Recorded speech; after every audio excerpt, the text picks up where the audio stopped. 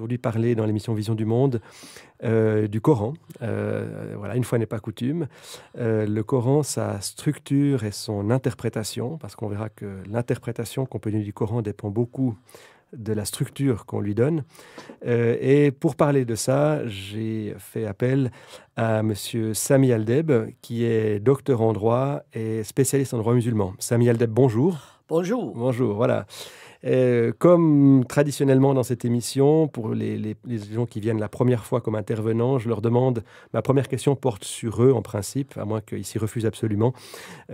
Donc pouvez-vous, Sami Aldeb, nous parler d'abord de vous, avant de parler du Coran, nous parler de vous, de où vous êtes né, quand vous êtes né, votre parcours de vie, votre parcours professionnel et ce qui vous a amené à traduire le Coran puisque vous êtes l'auteur d'une traduction du Coran, on y reviendra plus tard, donc sans peut-être entrer trop dans le vif du sujet, mais dire à la fin de votre propos de présentation ce qui vous a amené finalement à traduire le Coran.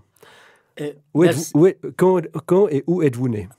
Alors, je suis né dans un petit village à côté de Jenin, qui s'appelle Zababdeh. C'est à 20 km au nord de Nazareth. D'accord. En Cisjordanie. Cisjordanie occupée. Bien. Je suis né d'une famille paysanne, nombreuse. Papa, maman, 6 frères et 2 sœurs. D'accord. Mais une famille très modeste. Alors... une famille chrétienne. Chrétienne. Voilà. Donc exact. Vous êtes un Palestinien chrétien. Exact. Oui. Alors, nous, on n'avait qu'une seule chambre pour les 10. Cette chambre nous servait salle à manger, salon, dortoir, cuisine, même salle de bain. C'est une chambre de 5 mètres sur 5 mètres, pas plus, avec 2 portes, une porte à l'est et une porte à l'ouest. Et à l'entrée ouest, il y a la croix. La croix. Si vous passez dans les villages, vous pensez que toutes les maisons sont des églises. Toutes les maisons ont une croix à l'entrée. C'est la coutume. C'est la coutume. Mon père et ma mère sont donc des paysans, des cousins. Des cousins. Ma mère est complètement analphabète. Mon père a appris à lire et à écrire un petit peu, mais il est devenu très tôt orphelin. Orphelin. Et son grand-père a dit, ce pauvre garçon, il faut bien le marier. Et à qui va-t-on le marier? Le grand-père a choisi la cousine, qui, elle, ne le voulait pas. Elle ne le voulait pas carrément. Elle était 2 ans plus âgée que lui. La famille est normalement orthodoxe, chrétienne orthodoxe. Et pour les marier, l'Église orthodoxe refuse de marier les cousins. Qu'à cela ne tienne, ils sont devenus catholiques ou latin, par amour. Et une belle histoire qu'on raconte dans tous les villages, c'est que mon père et ma mère vont se marier à l'église parce qu'il n'y a pas l'état civil. Et le curé, l'officiant, demande à ma maman, elle s'appelle Rebecca, Revka. Rebecca, est-ce que tu acceptes de prendre Awad comme mari? Elle ne répond pas. Ça commence bien. Ça commence mal plutôt. Il est intrigué, peut-être qu'elle a mal entendu. Elle répète. De nouveau, pas de réponse. Et après, un de ses frères derrière lui dit, maintenant tu dis oui, hein? On va quand même pas faire un cirque ici. Alors, le curé répète, Rivka, est-ce que tu acceptes d'épouser Awad? Il lui dit, mais on vient faire quoi ici? Tu donnes la bénédiction et tu te tais. Wow. Et mon père me rappelle bien, déjà âgé, il me dit, vous savez, il disait à ses enfants, votre maman n'a encore pas dit oui. Elle n'a jamais dit oui qu'elle m'acceptait. Et puis si vous me demandiez si je l'aimais, je vous dirais franchement, non, je ne l'aime pas. Mais si je fais le tour du monde 10 fois, je ne trouverai pas une femme meilleure. C'est très drôle, cette conception. Paradoxe typiquement oriental, disons. Absolument, absolument. Et en fait, c'est elle qui a sauvé plus ou moins la famille. C'était une bosseuse. Elle récoltait les olives, cultivait la terre, etc. Et c'est une famille pauvre. Et moi, je suis l'aîné des garçons. Il y en a 2 autres qui sont morts avant. En bas âge. En bas âge. Un garçon et une fille.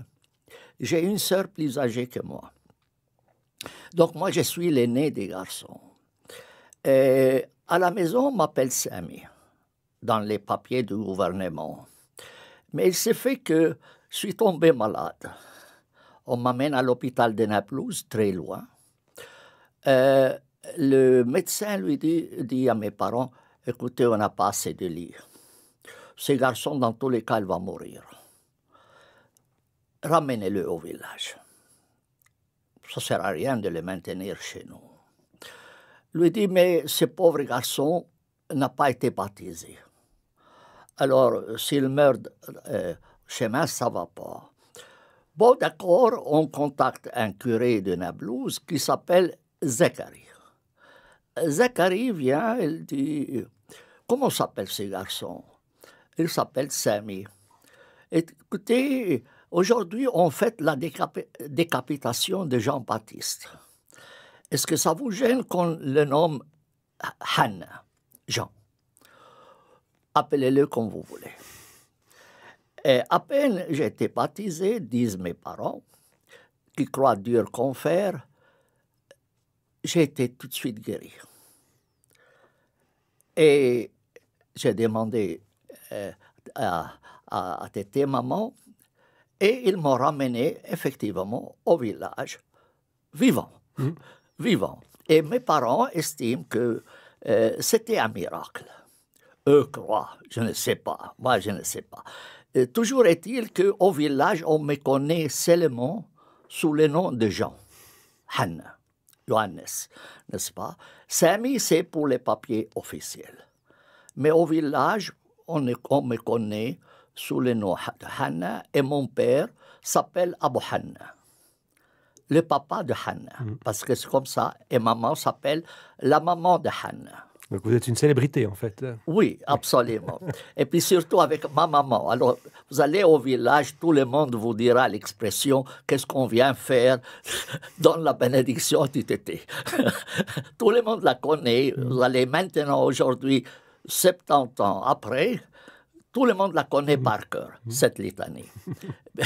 Alors, qu'est-ce qu'on va faire, pauvre famille? Il arrivait qu'on ne mangeait pas à notre faim. Surtout le soir. La maman disait, écoutez, il reste quelque chose, mais j'ai un peu peur que le plus petit va nous réveiller à minuit, il va réclamer à manger, il ne va pas nous laisser dormir. Alors, on le laisse pour lui. Et effectivement, il s'est réveillé. Il fallait bien lui fermer le bec en lui donnant à manger, pour ainsi dire. Une famille pauvre.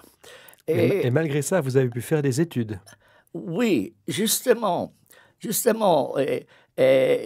En fait, j'ai étudié au début chez les orthodoxes, une petite école. Une sorte de petit séminaire, un petit peu. Après, oui. C'est après. Et après, j'ai été à l'école gouvernementale. Et là, il me dit, il m'appelle Sami. J'ai dit, tu t'appelles Sami? J'ai dit, ça dépend chez les gouvernements ou à la maison. Il dit, c'est quoi? Il y a 2 noms. J'ai dit, oui, Hanna, c'est à la maison. Et dans le village, c'est Hanna. Et Sami, c'est le village. C'est le papier officiel. Bon, tu t'appelles Sami. Tranquille. Et alors, un jour, à l'âge de 11 ans, à l'occasion de la journée des missions ou des vocations, des curés viennent du séminaire de Béjala dans les villages. Mon village était un des rares villages majorité chrétienne, un des rares. Alors ils sont venus là pour voir s'il y avait des enfants qui pouvaient commencer leurs études pour probablement devenir curés. Et j'ai été choisi avec 3 autres. À l'âge de 11 ans, donc, mon père m'a amené au séminaire et il m'a laissé là-bas 4 ans. Mais c'était une drôle d'histoire parce que un paysan qui vient d'un village, puis c'était la première fois que je voyais un lit. Parce que nous, on dormait par terre, des matelas, et puis on les ramassait pendant la journée. La première question, mais pourquoi ces lits ont des pattes comme des vaches? J'ai dit, c'est quoi celui-là? Et d'ailleurs, j'ai répété la question à l'école. Il m'a dit, c'est à cause de l'humidité. Que si on mettait les matelas par terre, ça prenait de l'humidité et puis ça risquait d'avoir de la pourriture, des choses comme ça. Bon, d'accord. Mais dormir dans un lit, première fois dans la vie, c'était plutôt effrayant. Vraiment effrayant. Alors, j'ai passé toute la nuit à mesurer, à gauche, à droite, combien j'avais comme distance. Pour pas tomber. Pour ne pas tomber. Mais malgré toutes ces précautions, à minuit, je suis tombé du lit. Et les gens disent, mais celui-là, c'est un vrai paysan. Qu'est-ce qu'on va en faire? Qu'est-ce qu'on va en faire? Bon, j'étais un des meilleurs de la classe, plus ou moins, presque toujours le premier. J'ai étudié 4 ans. Et là, on nous enseigne la religion, forcément, la langue arabe, le français, l'anglais, l'italien et le latin. Tout ça. Tout ça. Oui. À l'âge, on commence à 11 ans. Première année, français, anglais, arabe. L'année suivante, le latin. Et l'année après, la 3e année, c'est l'italien. C'est le petit séminaire, 5 ans. 5 ans. Au bout de 5 ans, vous passez au grand séminaire. Vous faites la philosophie en latin. Les professeurs c'était des Français, des Pétaramites, vous connaissez le Pétaram, Saint-Michel de Pétaram, et il enseignait en latin à des enfants, il avait 17, 18 ans, en latin. Après 3 ans, on passe à la théologie, 4 ans. En tout petit séminaire, grand séminaire, 12 ans. Et puis, si vous êtes sage, on va vous ordonner prêtre. Et c'est-à-dire que vous n'avez pas été sage. Alors, ils se sont rendus compte que je n'étais pas sage déjà à la 4e année. À la 4e année, ils se sont rendus compte, non, il n'est pas fait pour être prêtre. Bon, ils ont jugé cela. Et effectivement, en allant chez mes parents à Noël, on allait 1 fois par année, 15 jours, le directeur de l'école, du séminaire, Pierre Grec, je me rappelle encore, il était un Maltais, et il m'a dit, tu donnes cette lettre au curé de ton village. Il ne m'a pas dit ce qu'il y a dedans. Dans le bus, j'ouvre cette lettre. Étonnamment, il avait écrit « Ce garçon n'est pas normal, gardez-le au village ». Et comme ça, c'était terminé.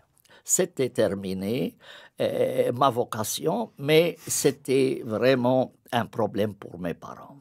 Eux estimaient qu'ils devenaient prêtres. C'est un peu s'élever dans le rang social. Et après, mon père serait appelé le papa du prêtre. Voilà. Et la maman du prêtre. Mais foutu, 4 ans au séminaire, ils m'ont éjecté. Que faire? Le certificat du séminaire n'était pas reconnu par l'État.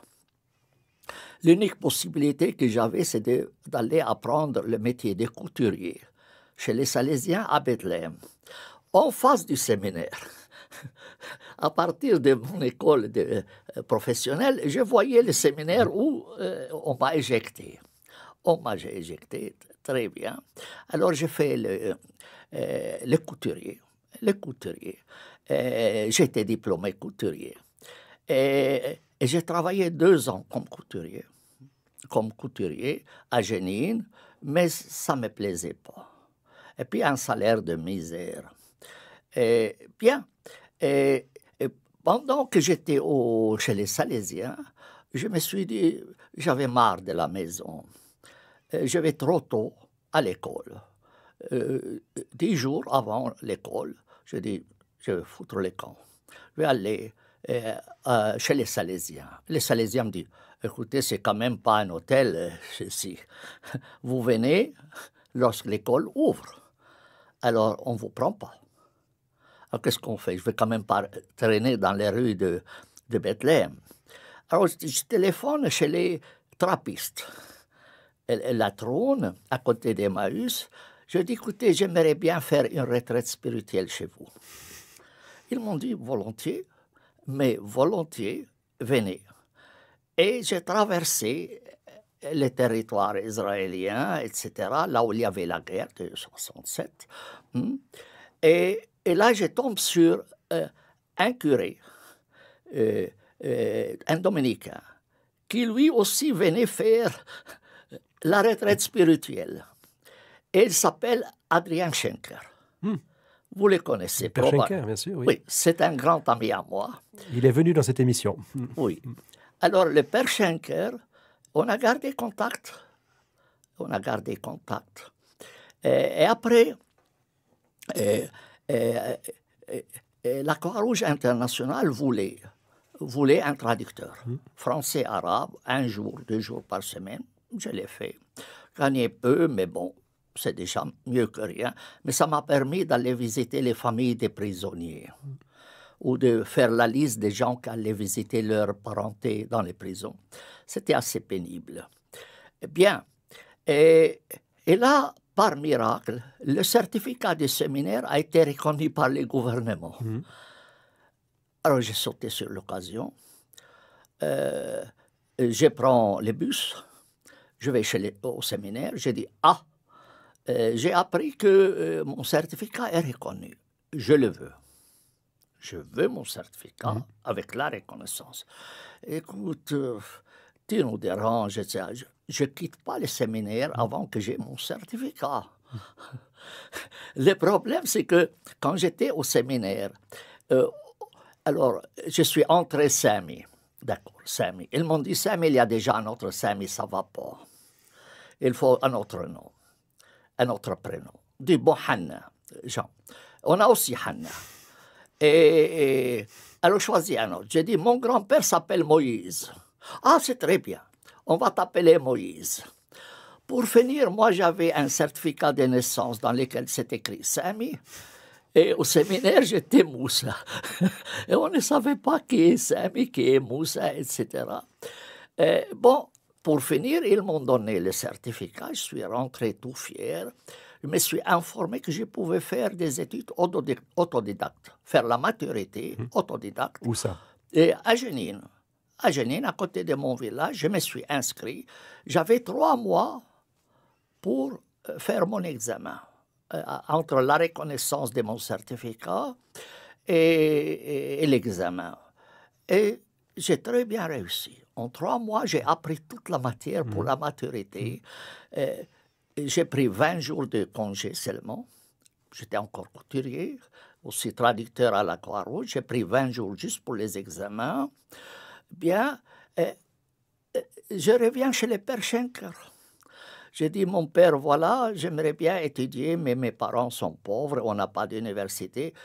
Ne t'inquiète pas, je te trouve une bourse. Il est allé au foyer Saint-Justin à Fribourg, il a dit, écoutez, il s'appelle Saint-Justin. Eh bien, c'est les Dénablouse, Saint-Justin. Eh bien, on a un étudiant de la Palestine, vous ne pouvez pas lui refuser la bourse. Ils lui ont dit, c'est un peu tard, les demandes. L'évêque Mami, il a dit, oh, eh bien, on fait une exception pour lui. On ne peut pas refuser quelqu'un de compatriote de Saint-Justin. Ils étaient coincés. Et effectivement, ils m'ont accordé la bourse avant que j'ai obtenu les résultats des examens. Bon, j'ai obtenu ma bourse Et puis, je suis venu en Suisse, je ne savais pas comment ça s'est passé. Je ne savais pas qu'est-ce que c'est une bourse. En quoi consiste-t-elle? Et puis, moi, je n'avais pas de sous. J'avais pas de sous. Eh bien, je suis arrivé en Suisse, au foyer Saint-Justin. Le père Schenker est venu à la gare de Fribourg.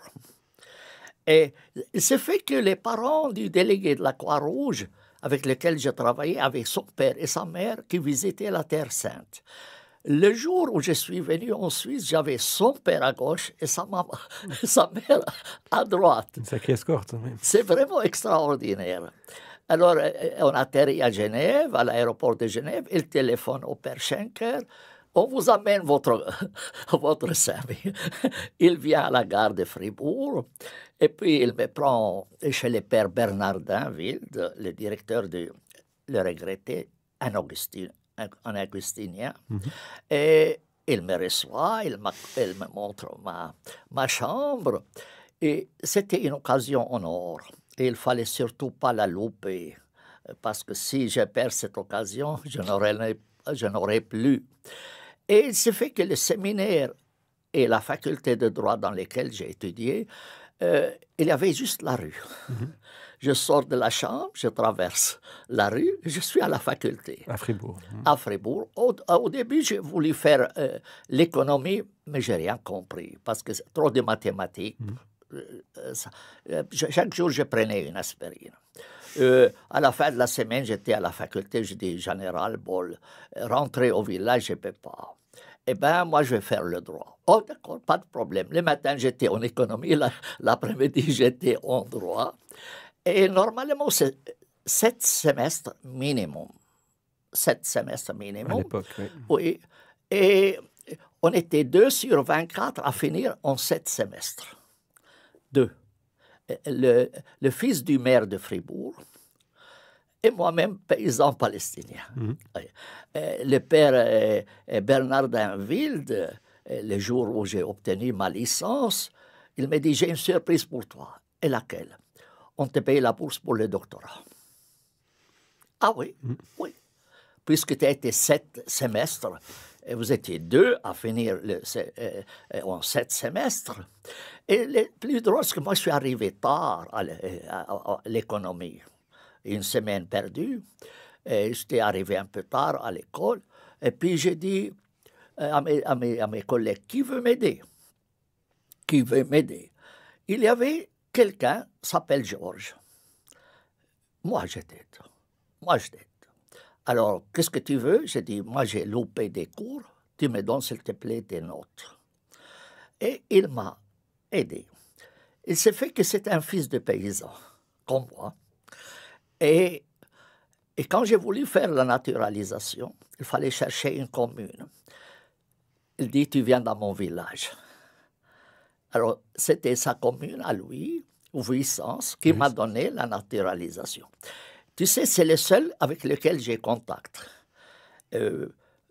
Chaque 3, 4 ou chaque mois, il vient me visiter. C'est le seul.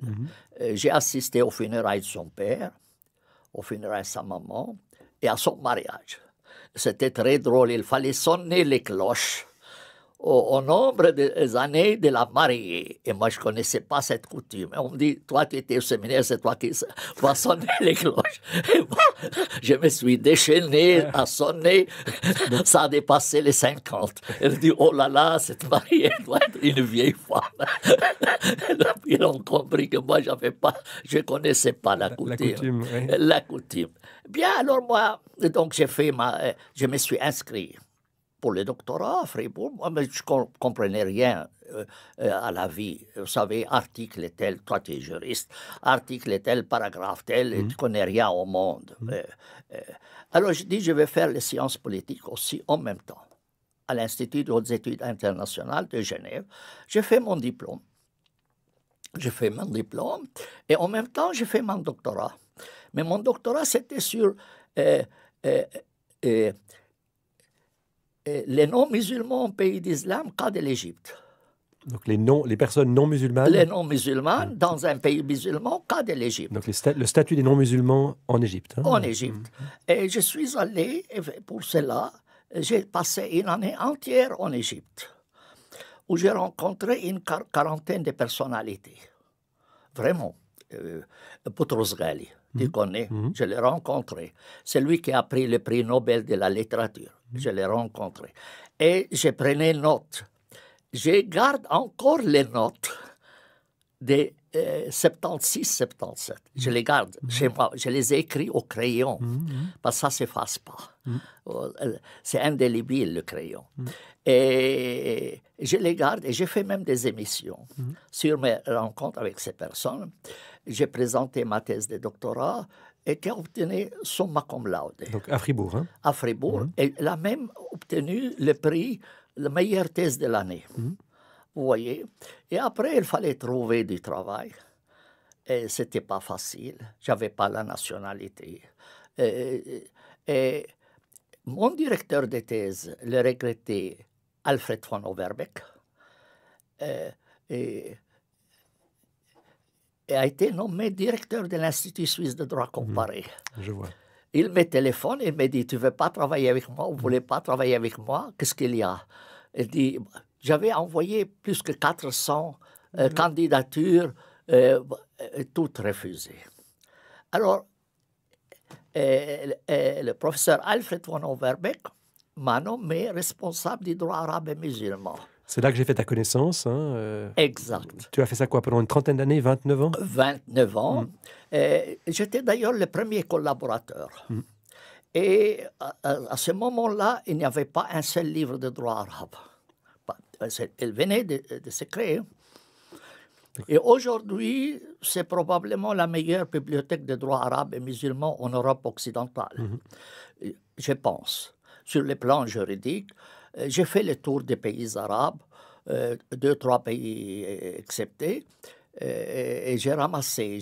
En fait, la mesure chez moi, il fallait revenir seulement quand j'avais une tonne de livres. Et j'ai amené avec moi les livres, il fallait trouver un système. Comme j'avais l'expérience en Égypte, alors j'en ai profité, j'ai créé cette... Et voilà, j'ai travaillé, c'est là qu'on s'est connus. Et voilà pourquoi maintenant je suis ici.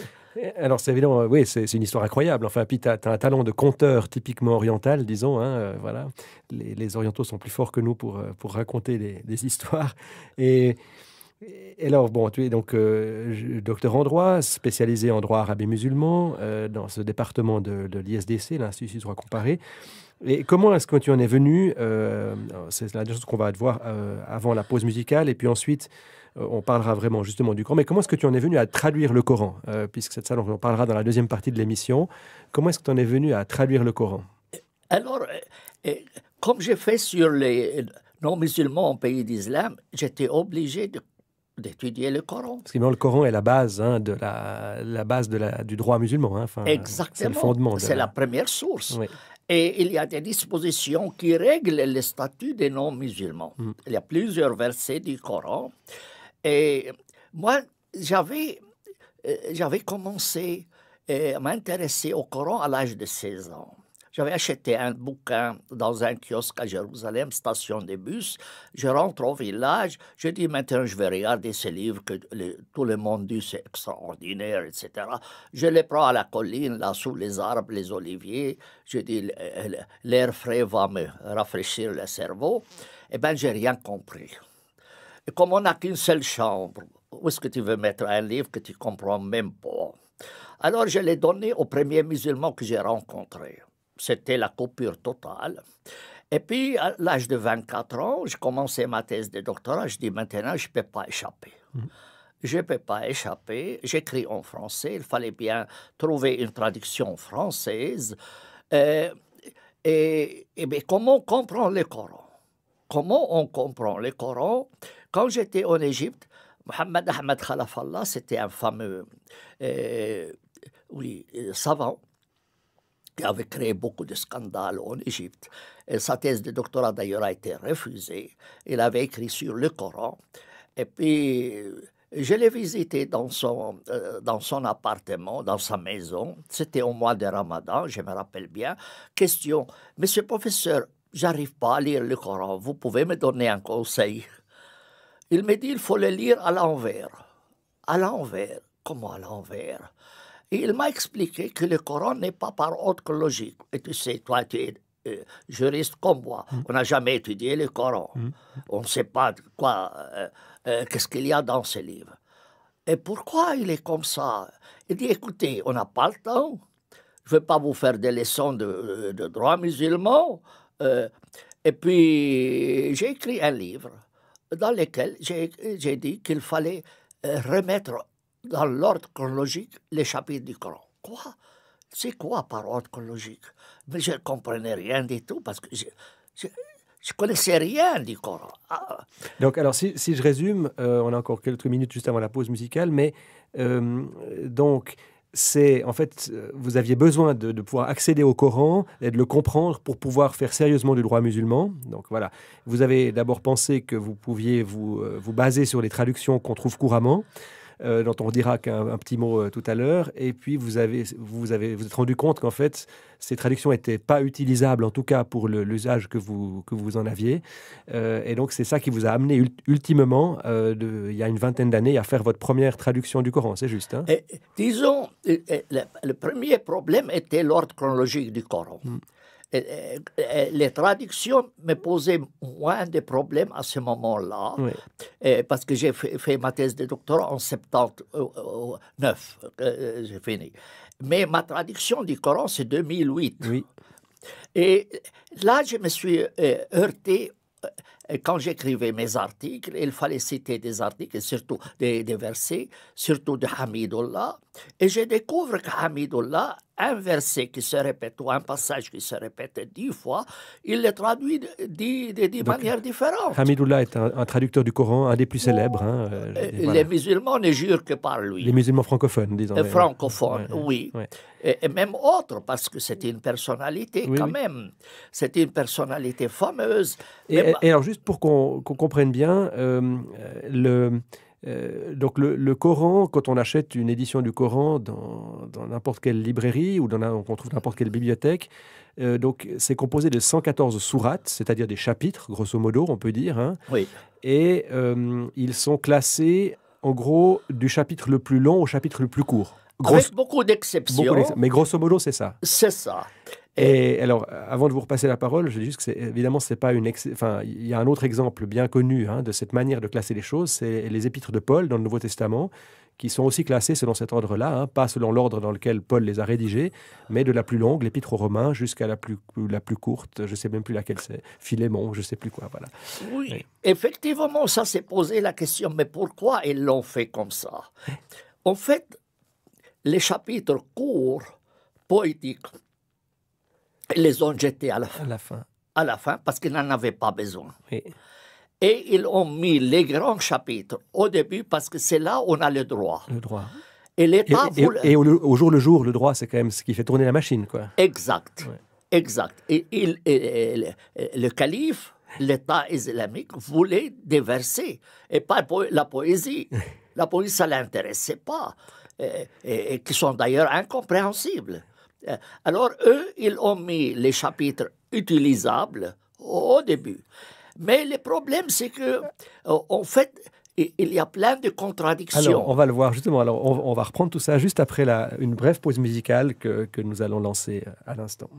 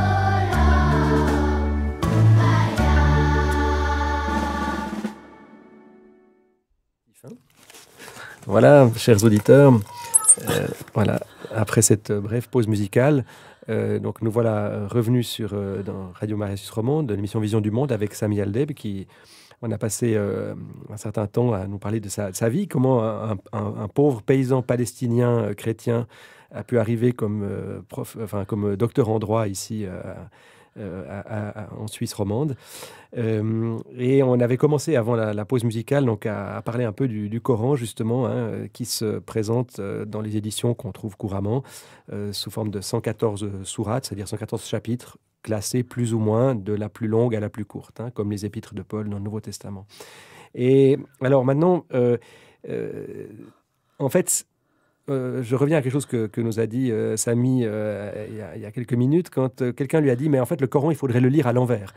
C'est qu'en fait, et vous allez le développer, les chapitres courts qui se trouvent donc à la fin du Coran, en fait, on estime qu'ils ont été rédigés au début de la carrière de Mahomet, hein. Alors, on va préciser aussi que Mahomet n'est pas l'auteur du Coran, hein, c'est une dictée qu'il a reçue de Dieu. Donc, parlez-nous peut-être un tout petit peu de la vie de Mahomet en se centrant sur la réception des révélations des sourates, en fait. Où était-il la Mecque, Médine et tout ça, brièvement. Oui, en fait, Mahomet s'est né en 750. 570, je m'excuse. À la Mecque, soi-disant. Gardons la tradition musulmane, c'est comme ça. Si vous annulez cela, il faut chercher autre solution. Oui. Et on n'en a pas. On n'en a pas, alors on accepte la tradition. Alors, 570, il est né d'orphelin, et à l'âge de 40 ans, l'âge c'est de la maturité, 40 ans, et 610, il commence à recevoir une révélation de l'ange Gabriel, soi-disant. Bien, on n'a pas à discuter, c'est vrai, c'est faux, c'est pas notre affaire. Et à la Mecque, ça va durer 12 ans. Et pendant ces 12 ans, il essaye de prêcher sa nouvelle religion et les gens en avaient ras-le-bol de lui. Parce qu'à la Mecque, en gros, rapidement, qu'est-ce qu'il y avait comme personne ? Il y avait quoi ? Et les gens croyaient en quoi à la Mecque ? Alors, il y avait des chrétiens, des juifs, et il y avait la majorité des polythéistes. Des polythéistes. Oui, des associateurs, comme elle les appelle, ça veut associer des divinités à Dieu. On les appelle comme ça, le mushrikoun. Et la Kaaba, la Mecque, était un peu sorte de panthéon. Donc la pierre noire. Hein, panthéon de Rome. Et ramassait toute la divinité. Et lui, il voulait créer un seul Dieu. Lui, on dit, mais comment tu fais de ramasser toutes ces divinités en un seul et il y avait beaucoup de conflits. Et à la fin, soi-disant, il a été persécuté, ou c'est lui qui les a tracassés, on ne sait pas exactement. Il a décidé de quitter la Mecque, s'est échappé. C'est l'hégire. Alors, dans la première part... L'hégire, donc ça veut dire l'exil, hein, l'émigration. Donc il est parti à Médine. Ça, c'est l'an 622. Hein. 620. C'est la date de début du calendrier musulman, en fait. Hein. L'an zéro des musulmans, le moment zéro, c'est l'an 622, hein, c'est l'hégire. Oui. Alors, dans la première partie, ces 12 ans, il en avait à peine 100 adeptes. Sur 12 ans... Il a fait 100 adeptes. Pas plus. Avec un message qu'on peut qualifier de relativement courtois. Digeste. Disons digeste.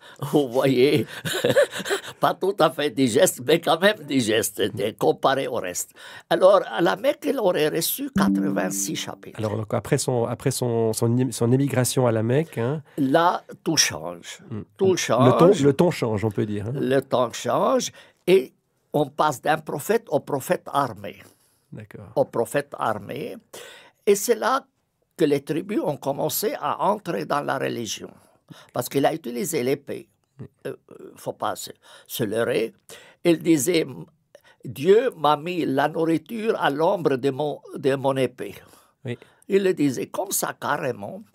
Et bien, alors, à la Médine, c'est l'État. Elle a créé un nouvel État. Et l'État, c'est coercition. Coercition. Donc un État autoritaire. Hein, Très autoritaire, où il y a des versets terribles, où les chrétiens et les juifs avaient 3 choix. Soit vous devenez musulmans, soit vous payez les tribus des vaincus, et avec aussi des restrictions. Vous ne pouvez pas épouser une musulmane, mais nous, on peut épouser vos femmes. Un statut d'infériorité. D'infériorité, exact. C'est ce qu'on appelle le statut de dhimmi. Hein, Le terme dhimmi signifie protéger. Oui. En fait, on vous protège contre la mort. Oui, alors, mais c'est un peu comme les mafieux, en fait, qui prétendent protéger, sous-entendu, si vous ne laissez pas vous protéger, on va incendier votre magasin, ou comme ça. Oui. Et pour ainsi dire, disons... C'est du racket, quoi. Oui, mais le terme, il est positif. Le terme est positif. Oui. Le terme est positif. Dhimma, c'est la protection. Je vous assure la protection. Alors, premier choix, vous devenez musulman. Deuxième choix, vous devenez dhimmi, avec des restrictions. Troisième choix, on vous coupe la tête. Et on vous prend vos femmes et vos enfants comme esclaves. Alors, c'est les 3 choix. Et si vous n'êtes pas ni juif, ni chrétien, et vous êtes polythéiste, vous n'avez que 2 choix. Alors, soit vous devenez musulman, soit on vous coupe la tête. Donc, il n'y a pas de statut de protégé pour des personnes qui ne sont pas juives ou chrétiennes. Justement. Il n'y a pas de dhimma. Les gens du livre, quoi. Oui. Ouais. Et les gens des livres sont les protégés, qui ont des livres sacrés. Oui. Les autres, c'est les polythéistes qui adorent les divinités, etc. D'où les grands massacres qu'on a eu en Inde. Alors, on avance des chiffres, on ne sait pas exactement. Sur 5 siècles, il y aurait eu 50 millions d'hindous exterminés. Donc, à quelle époque environ? Du début, je ne sais pas, 10e ou peut-être jusqu'au 15e. Je n'ai pas les dates. J'ai publié un article là-dessus, repris d'autres sources. Et là, c'était terrible. En vertu de cette clause, soit vous devenez musulman, soit on vous décapite. D'ailleurs, certains Indiens, ils les ont sciés en 2. C'est terrible.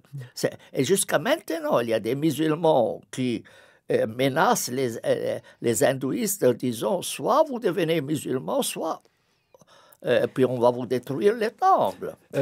Alors, si je reviens justement au Coran, donc on peut identifier à l'intérieur des 114 sourates du Coran, 114 chapitres, on peut identifier ce qu'on peut appeler un Coran mécois et un Coran médinois. Hein, exact. Voilà. Et donc le Coran mécois serait plus tolérant et le Coran médinois beaucoup moins, voire pas du tout.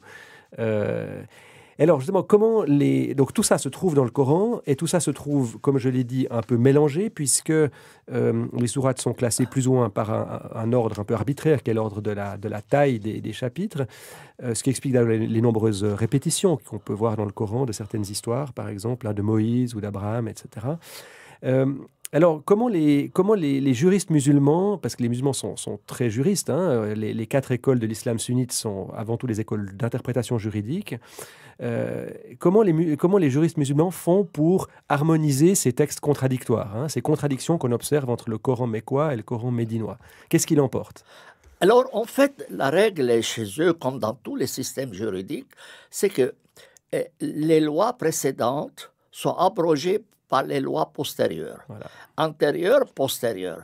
En latin, lex posterior derogat priori. Hein. Priori. C'est la règle qui est reprise du droit romain. C'est ce qui permet à un système d'évoluer, d'ailleurs. Hein. Voilà. Exactement. Voilà. On ne peut pas avoir un système juridique qui ne connaît pas le système de l'abrogation. Oui.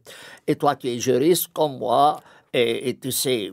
Je ne sais pas combien. C'est la base. C'est la base, oui. Mais on l'étudie en 5 minutes. Oui, parce que ça ne pose pas de problème, pour nous en tout cas. Ça ne pose aucun problème.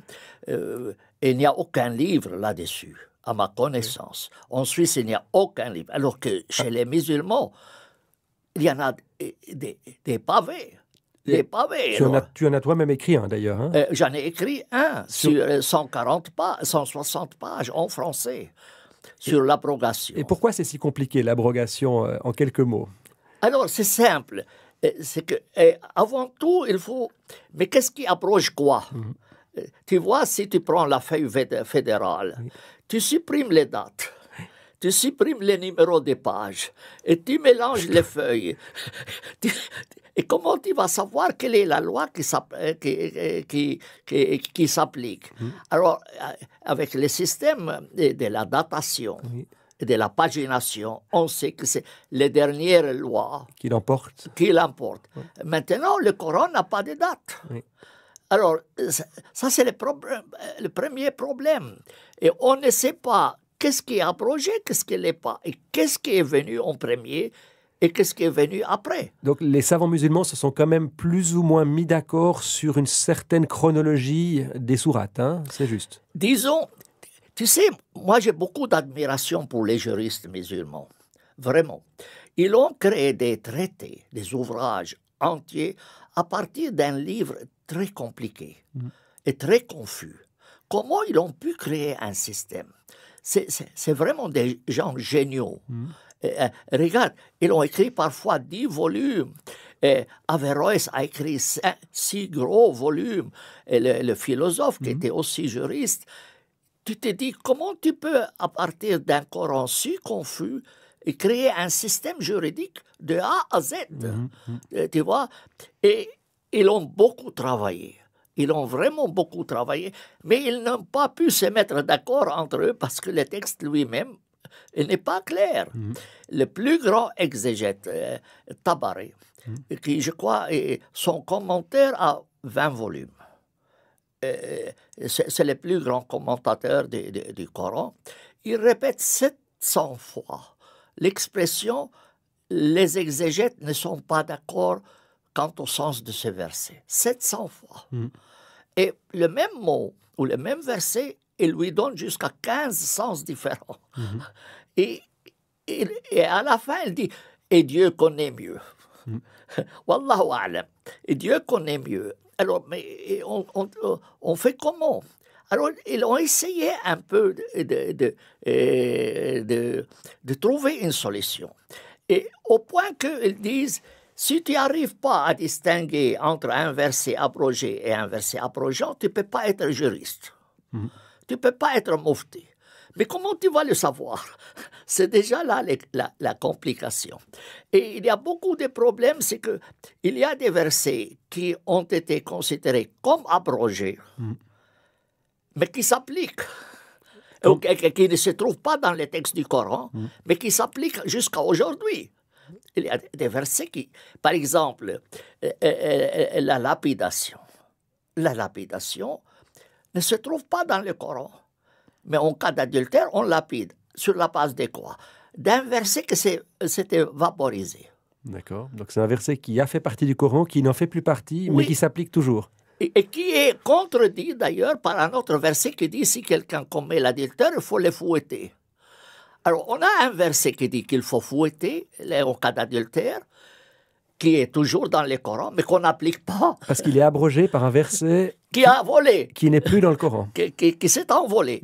Qui s'est envolé. On ne sait même pas pourquoi il est allé là. Oui. Et il y en a même un verset qui dit, les juristes sont d'accord, que pendant que Mahomet on l'embaumait ou on veillait à ses funérailles, une poule ou une chèvre est passé par là, il a vu un verset et il l'a mangé. Comme ça, ils le disent, carrément. Et il y a, alors, et c'est lequel? Il y a 4 ou 5 versets, on ne sait pas exactement, mais quand était mangé par la chèvre ou par une poule, on ne sait pas. Est-ce que c'est une poule? Est-ce que c'est une chèvre? Ou c'est une chèvre? Et quel verset est-ce qu'elle a mangé? Alors, par exemple, ce verset aussi sur la lapidation, il l'aurait mangé. Et autre chose, par exemple, tété. Tété, si tu bois le lait de ma maman, tu ne peux pas épouser ma sœur. Parce que tu deviens comme le frère de ma sœur. Frère de lait, Frère de lait. Mais ce verset ne se trouve pas dans le Coran. Et il aurait été révélé de 2 manières différentes. Combien tu dois tétés. Oui. Est-ce que c'est 10, est-ce que c'est 20 ou des choses comme ça? Mais les deux n'existaient pas, ils ont été mangés par la pauvre chèvre. Je vois. Oui. Oui, évidemment, ça simplifie pas les choses. Mais alors, donc toi, tu as publié il y a une vingtaine d'années, c'était aux éditions de l'Air, hein, une première traduction du Coran en français par ordre chronologique, en mettant les sourates par ordre chronologique. Et tu as réédité plusieurs fois cet ouvrage, hein, et tu viens de publier la quatrième édition, nettement complétée et améliorée par rapport aux précédentes. Et sur quelle chronologie t'es-tu basé pour mettre les sourates dans cet ordre, justement? Quelle chronologie as-tu adoptée? Alors, en fait, si tu vas chez les juristes musulmans, tu vas voir plusieurs propositions. Eux-mêmes ne sont pas d'accord entre eux. Et il y a les orientalistes, Nolde et autres. Blacher a publié une traduction française. Donc lui, c'est pas un musulman, hein? Non, oui, c'est un orientaliste. En 1949-1951, en 2 volumes, par ordre chronologique, mais selon son appréciation à lui. C'est lui qui a essayé, d'après le contenu des sourates, de se dire celle-ci doit venir avant celle-là et tout ça, quoi. Oui. Voilà. Alors, on a au moins une dizaine de manières de classer le Coran. Une dizaine. Et ils ne sont pas d'accord entre eux. Oui. Et c'est ça le problème.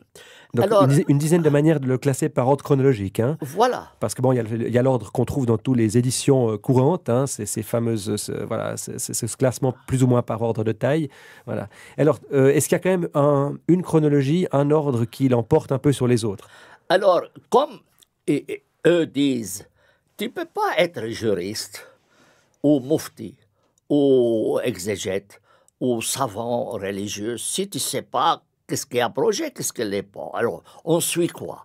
Alors, l'Azhar, en 1924... Donc, c'est l'université du Caire, hein, du Caire, la fameuse... Qui est un peu une sorte... C'est un petit peu le Vatican de l'islam, hein, de l'islam sunnite, disons, en gros. Exact. Alors, le roi Fouad a voulu pérenniser son nom. Il a donné son nom à une édition du Coran. Donc c'est le dernier roi de... Je ne sais pas. Non, c'était 1924. D'accord. 1900, alors, il s'appelle le Coran, le Mus'haf du roi Fouad. Oui. Du roi Fouad. Et lui, ce n'est pas lui qui l'a fait, mais il porte seulement son nom. Mais jusqu'aujourd'hui, tu cherches sur Internet le Coran du roi Fouad. Comme aujourd'hui, tu dis la traduction de Sami el-Dib. Oui. Vous voyez, c'est un peu comme ça. Et c'est l'Azhar qui a fait cela. Donc l'université du Caire. Mais eux-mêmes, ils disent, on n'est pas certain. Oui. On n'est pas certain que c'est le vrai. Mais donc la chronologie donnée par l'université Al-Azhar dans cette édition fait plus ou moins autorité, je dirais. Disons, c'est la plus répandue. La plus répandue. C'est la plus répandue. Comme je t'ai raconté, quand j'étais dans ta librairie, il faut passer chez la librairie Valentin qui est pleine d'ouvrages, même version du Coran. Et j'étais assis entre le porte-parole de la mosquée de Genève et le cheikh de la mosquée de Genève.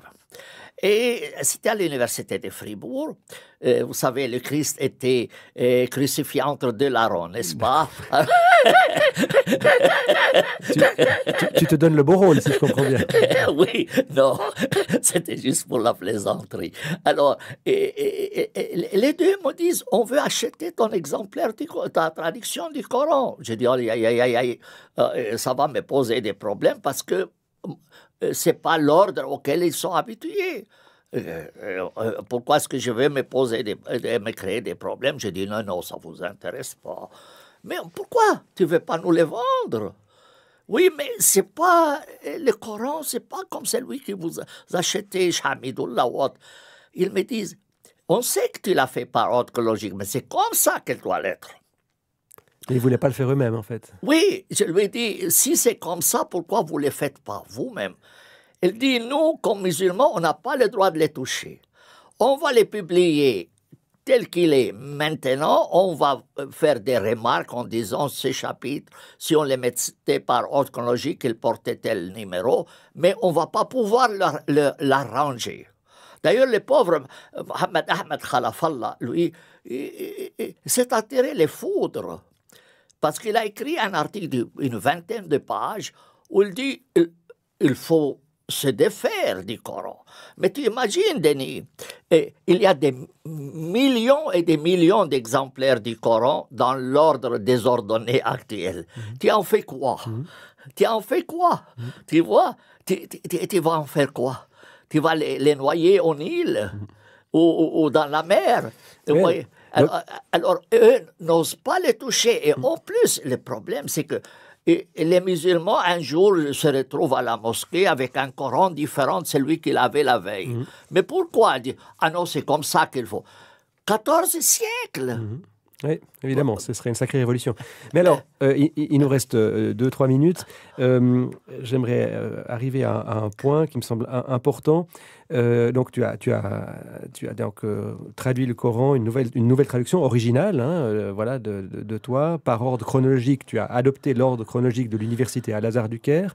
Et donc, effectivement, ça donne, on comprend un petit peu mieux la logique interne du Coran. Et si je reviens sur cette question d'abrogation, c'est que, tu me diras si je me trompe, mais hélas, je dirais, pour la paix confessionnelle, une des dernières sourates révélées, et donc une des dernières sourates qui l'emporte sur tout le reste, c'est la sourate du sabre, c'est la sourate 9, ouais. Avec le verset du sabre. Il dit quoi ce verset déjà? Alors, je ne l'ai pas ici sous mes yeux, mais en tout cas, il dit, une fois que les 4 mois interdits ou inviolables sont passés, massacrer les polythéistes, où que vous les trouviez. Vous voyez, c'est le chapitre, le verset 5, et le verset 29, c'est lui qui impose le statut de dhimma.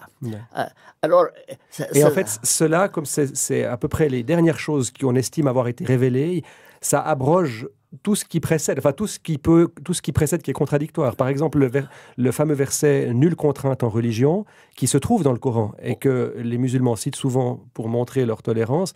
En fait, juridiquement, ce verset est abrogé. Absolument. Par le verset du sabre. Donc, ils citent un verset qu'ils savent ne plus avoir de portée juridique, en fait. Justement, c'est d'ailleurs un des problèmes qui était posé Mahmoud Mohammed Taha, le penseur soudanais, qui a dit le Coran médinois nous pose des problèmes. Il va abroger la meilleure partie de l'islam, 86. On va renverser les choses. Mais tu vois, on va renverser la règle de l'abrogation. Oui. Tu ne veux pas dire les lois donc, anciennes. Ce que proposait Taha, qui a d'ailleurs laissé sa tête, si je ne me trompe pas. Il a été pendu. Il a été pendu pour ça. Par Lazare. C'est Lazare qui a incité pour qu'on les pende. Il a dit, en fait, il faudrait que ce soit le Coran mécois qui abroge le médinois. Mais donc, le Coran le plus ancien qui abroge le nouveau. Ce qui est contraire à toute logique d'abrogation, en fait. Justement. On arrive au bout, donc il faut vraiment conclure, mais... Mais... Voilà, donc, moi j'ai essayé un peu d'appliquer sa théorie dans mon texte, et pour leur dire, il y a une manière de s'en sortir. Et le problème, c'est, je vais te dire, quand tu vas chez les curés pour te confesser, tu dis, monsieur le curé, j'ai volé une corde.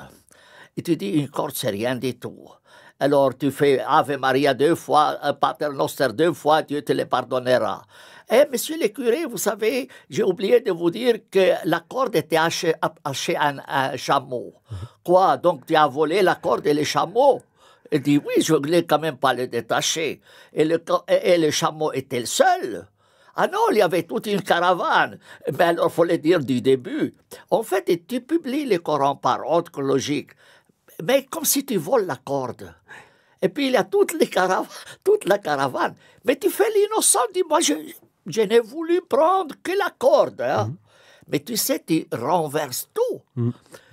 Tu vois, si le cheikh vient dire un jour, on doit appliquer le Coran tel que accepté, publié par Sami al-Dib, ils vont les pendre à la porte de la mosquée. Je pense bien, effectivement. C'est ça les problèmes. Oui, oui. Voyez, c'est sûr. Donc on voit à quel point, pour revenir au titre de cette émission, on voit à quel point la structure qu'on donne au Coran va conditionner son interprétation. Disons, mon édition a l'air innocente. Oui. Et pince sans rire. Vous voyez l'histoire, l'expression. Pince sans rire. Il est innocent. Je n'ai fait que ce que vous dites. Oui. Mais quelles sont les conséquences? Oui. Tu renverses tout. Oui. Tu fous tout en l'air. Tu vois? Et je ne l'ai pas seulement traduit en français, il faut dire aussi en anglais et en italien. Et j'en ai fait aussi une édition arabe par ordre chronologique. Pour aider les musulmans. Et c'est la meilleure manière pour les déradicaliser. Déradicaliser. On ne sait pas comment déradicaliser les musulmans. Mais si tu mets dans leurs mains un Coran digeste et tu leur dis c'est ça qui doit s'appliquer, ils vont faire travailler leur cerveau.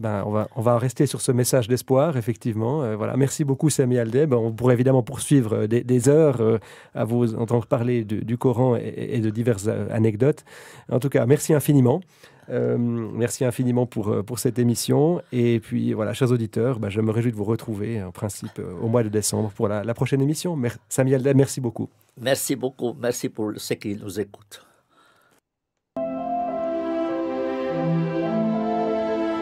Promotion humaine avec Denis Ramlet.